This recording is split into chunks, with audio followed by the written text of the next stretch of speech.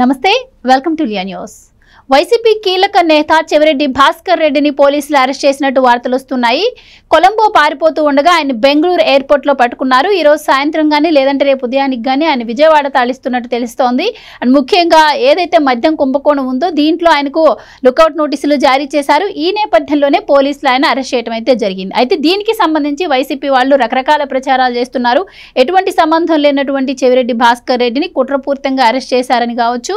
అలాగే మరి గతంలో చెవిరెడ్డి భాస్కర్ రెడ్డి కూడా కొన్ని వ్యాఖ్యలు చేశారు. మద్యం స్కామ్తో నాకు ఎటువంటి సంబంధం లేదు, అరెస్టులు కావాలంటే చేసుకోండి అని చెప్పి కూడా ఆయన అనడం జరిగింది. అలాగే అమరావతి ఇష్యూలో ఆయన పోలీస్ స్టేషన్లో సృష్టించినటువంటి వీరంగం మనందరికీ తెలిసిందే. మరి నిజంగానే ఆయనకి మద్యం స్కామ్తో ఎటువంటి సంబంధం లేదా? అలాగే మనం ఈ మద్యం స్కామ్లో చెవిరెడ్డి భాస్కర్ రెడ్డి పేరు అయితే తక్కువ విన్నా, మిథున్ రెడ్డి పేరు ఎక్కువ విన్నా. అయినా కూడాను మరి మిథున్ రెడ్డిని పక్కన పెట్టి చెవిరెడ్డి భాస్కర్ రెడ్డి అరెస్టే ముందు అయ్యింది అంటే దీని వెనకాల మరి ఏం జరిగింది, ఈయన కీలక పాత్ర ఏమన్నా పోషించారా అన్న విషయాలన్నీ కూడా తెలుసుకుందాం. మనతో పాటు ఉన్నారు సీనియర్ జర్నలిస్ట్ డివి శ్రీనివాస్ గారు. నమస్కారం సార్. నమస్తే సార్.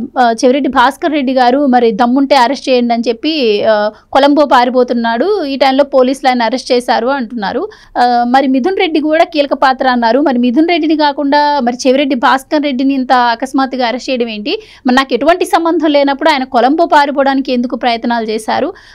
దీని వెనక ఏం జరిగిందంటారు? 100 గొడ్లను తిన్న రాబందు ఒక గాలివానకి సరి అన్నట్లుగా ఇన్నాళ్ళు చెవిరెడ్డి పాల్పడినటువంటి ఆ నేరాలు ఘోరాలు ఇవాళ మరి ఈ కొలంబో వెళ్ళాలని చూడటం, అతని పైన లుకౌట్ ఆల్రెడీ ఉండడం, మరి ఇప్పుడు అతను అరెస్ట్ చేశారని అక్కడ బెంగళూరు ఎయిర్పోర్ట్ పోలీస్ స్టేషన్లో పెట్టారని నిన్న మనం చూసాం. ఏంటి ఒక డ్రామా. ఇతని గన్మెన్ ఎవరు, చెవిరెడ్డి గన్మెన్ అతను ఎవరు, మదన్ రెడ్డి అనే అతను ఏదో హాస్పిటలైజ్ అయినట్టు, లేకపోతే వాళ్ళ లీగల్ సెల్ ఆయన మనోహర్ రెడ్డి ఓ పెద్ద స్టేట్మెంట్ ఇవ్వడం. అసలు అతనే ఎవరు, మదన్ రెడ్డి ఒక లేఖ రాయడం, ఏది తనని సిట్ హింసించిందని, అసలు ఒంటరిగా ఈసారి సిట్ దగ్గరికి వెళ్ళాలంటే భయం అవుతుందని.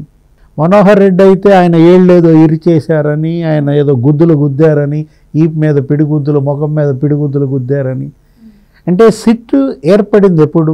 స్పెషల్ ఇన్వెస్టిగేషన్ టీం ఎన్నాళ్ళ నుంచి ఈ లిక్కర్ స్కామ్ మీద దర్యాప్తు చేస్తోంది, ఎంతమందిని అరెస్ట్ చేసింది. ఇప్పుడు అరెస్ట్ చేసిన వాళ్ళల్లో ఎవరన్నా ఆ మాట అన్నారా?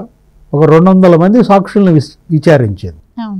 ఒక్క సాక్షి అయినా మా మీద మ్యాన్ హ్యాండ్లింగ్ జరిగిందని చెప్పారా? వీళ్ళందరినీ అరెస్ట్ చేసినాక కోర్టులో ప్రొడ్యూస్ చేస్తారు. మ్యాజిస్ట్రేట్ మొదటి ప్రశ్న అడిగేది ఏంటి, మీ మీద పోలీస్ 3rd డిగ్రీ ప్రయోగించిందా అంటారు. ఒక్కళ్ళన్నా చెప్పారా? ఇప్పుడు 7 అరెస్ట్ అయ్యారు దీనిలో. A1 కసిరెడ్డి రాజు దగ్గర నుంచి ఆ చాణక్య, దిలీప్, లేకపోతే వీళ్ళు ఎవరు, అప్పటి జగన్మోహన్ రెడ్డి ఆయన సీఎంఓలో ప్రిన్సిపల్ సెక్రటరీగా ఉన్న ధనుంజయ రెడ్డి, ఆయన OSD కృష్ణమోహన్ రెడ్డి, లేకపోతే ఆయన cement factory director Balaji Govindappa, వీళ్ళందరినీ కోర్టులో పెట్టారు కదా. మ్యాజిస్ట్రేట్ రిమాండ్ ఇచ్చారు కదా. రిమాండ్ ఇస్తూ ఆయన అడిగిన మొదటి మాట, మిమ్మల్ని పోలీస్ మ్యాన్ హ్యాండ్లింగ్ చేశారా? ఒకళ్ళన్నా చెప్పారా? చెప్పకపోగా నిన్నేదో కేసులో విన్నాను, ఆ కృష్ణరాజు అనే అతన్ని అరెస్ట్ చేశారు.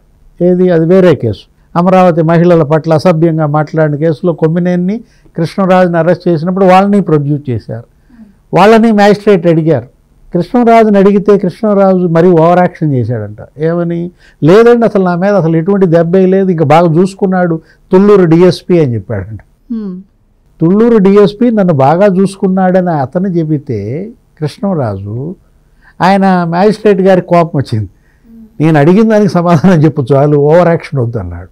మరి సిట్ ఇతన్ని హింసించిందంటే నమ్ముతామా? అంటే మదన్ రెడ్డి ఆడింది డ్రామా. అతని ఏళ్ళు ఇరిచేశారంటారు, లేకపోతే అతని ముఖం మీద ఈపు మీద పిడిగుద్దులు గుద్దారని అంటారు.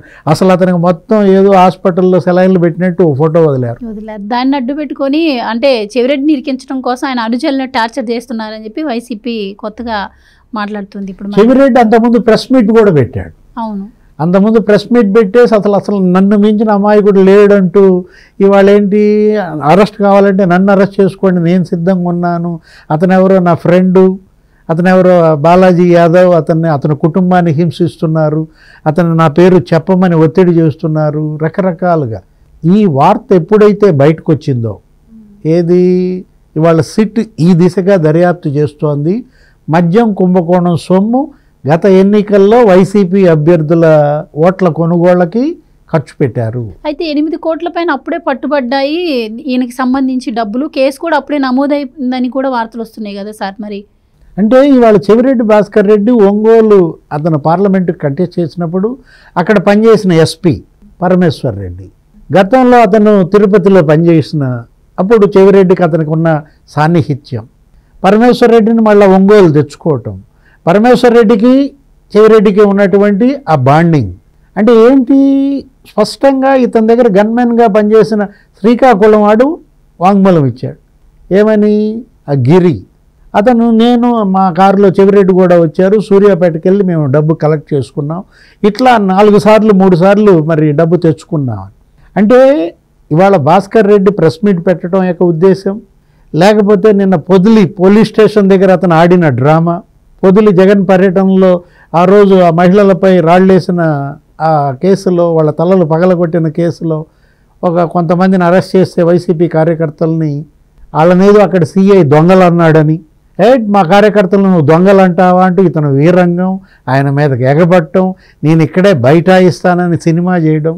అంటే ఇవాళ ఇతను ఎవరు, మదన్ రెడ్డి డ్రామా, ఆ తర్వాత ఈ పొదిలి స్టేషన్ దగ్గర చెవిరెడ్డి సినిమా, అసలు సీన్ కట్ చేస్తే బెంగళూరులో చెవిరెడ్డి కొలంబో ప్రయాణం. అంటే ఇదంతా మనం కనుక సింక్రనైజ్ చేస్తే ఏమనిపిస్తోంది, అతను పరారి, అతను తప్పించుకోవాలని చూస్తున్నాడు, చెవిరెడ్డి పారిపోవాలని చూస్తున్నాడు, ఈ కేసు అతను అరెస్ట్ కావడం తథ్యం అనేది తెలుసుకునే ఈ డ్రామాలు ఆడాడనేది వాస్తవం. ఇప్పుడు చెవిరెడ్డి భాస్కర్ రెడ్డి, చెవిరెడ్డి మోహిత్ రెడ్డి అక్కడ చంద్రగిరి అసెంబ్లీలో, ఒంగోలు పార్లమెంట్లో ఎంత ఖర్చు పెట్టారు. ఒక పార్లమెంట్లో కనీసం 150 కోట్లు ఖర్చు పెడితే, మరి అసెంబ్లీలో అతను ఒక 100 కోట్లు 50 కోట్లు ఖర్చు పెడితే, ఈ మొత్తం 200 కోట్లు మద్యం సొమ్ములేనా. సిట్ దగ్గర ఆధారాలు ఉన్న నేపథ్యంలో అనేక మంది వాంగ్మూలాలు ఇచ్చిన పరిస్థితుల్లో వీళ్ళేంటి టార్గెట్ సిట్. ఇవాళ సిట్ వీళ్ళని ఏదో హింసిస్తోంది అంటూ వాళ్ళు ఒక మరి ఖండన కూడా ఇచ్చారు.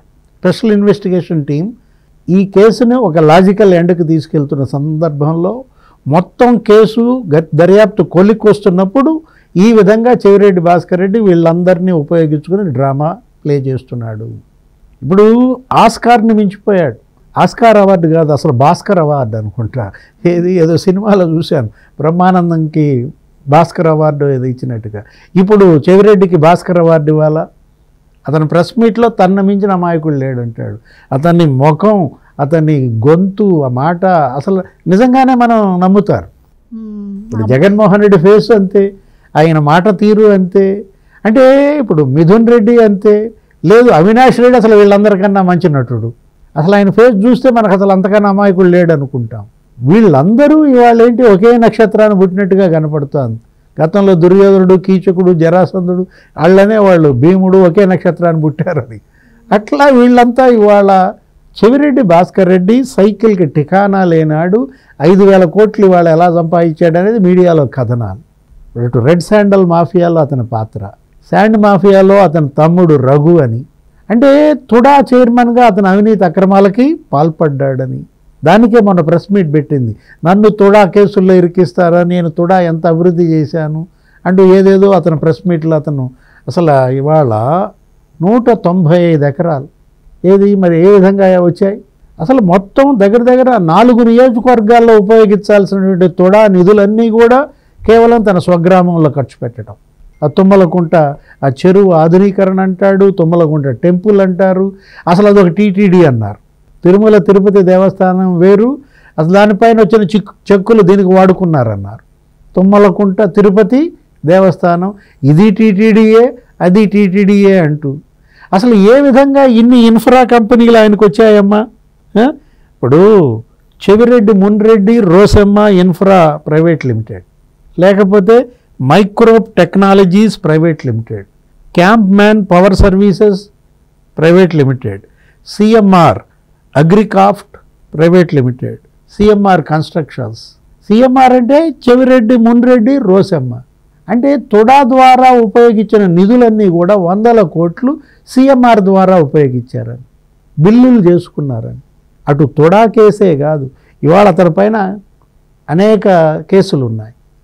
2014కు ముందే చెవిరెడ్డి పైన ఒక 40 కేసులు ఉన్నాయి. ఇన్ని కేసులు ఉన్నటువంటి చెవిరెడ్డి భాస్కర్ రెడ్డి ఇప్పటిదాకా మరి చలామణి అయిపోయాడు, అరెస్టును తప్పించుకున్నాడు. మనం అనుకున్నది అదే, ఏది 100 గొడ్లను తిన్న రాబందు ఒక గాలివానకు సరే అని. వల్లభనేని వంశీ కూడా అదే అయింది. ఏమైంది, వంశీ గతంలో ఉన్న కేసుల్లో అరెస్ట్ అవ్వాల, అతను ఎవరు కిడ్నాప్ చేశాడు, ఆ కిడ్నాప్ కేసులో అరెస్ట్ అయ్యాడు. ఇప్పుడు ఇతను కూడా అదే, ఏది వాళ్ళ లిక్కర్ కేసులో అరెస్టా, లేకపోతే పొదిలి పోలీస్ స్టేషన్ పైన దాడి, లేకపోతే అక్కడ ఆ సిఐకి విధులకు ఆటంకాలు కల్పించటం, అతనిపై దౌర్జన్యం, ఆ కేసులో అరెస్ట్ అయ్యాడా? ఏదైనా Chevireddy beyond the bars. Thank you so much అండి. Please subscribe to Leo news for more videos.